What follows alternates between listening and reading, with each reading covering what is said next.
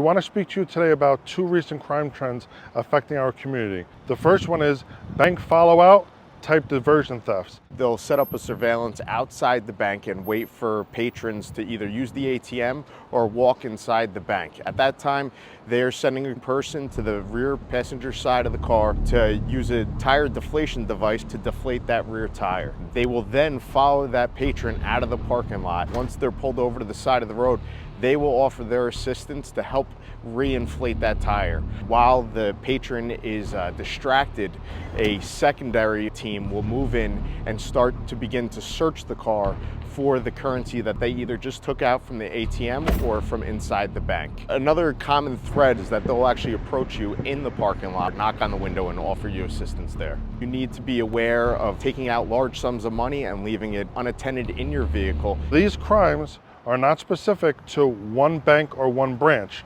We've experienced them in various banks in our community. Another crime trend affecting Fort Lee and the region as well is catalytic converter thefts. These are often happening in the overnight hours where a team or a crew of people will come with a sawzall or some sort of cutting device, cut the catalytic converter, where they'll then take that material, which is filled with precious metals, to a scrap yard.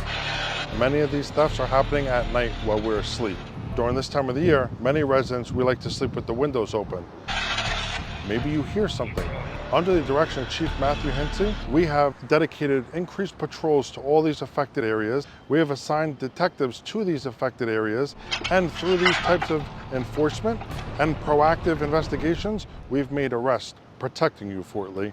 Now, we remain committed to the safety of all of our residents and all the visitors to Fort Lee. We need you to report any suspicious activity to us at 592-3700 or by dialing 911 if you see a crime happening in progress.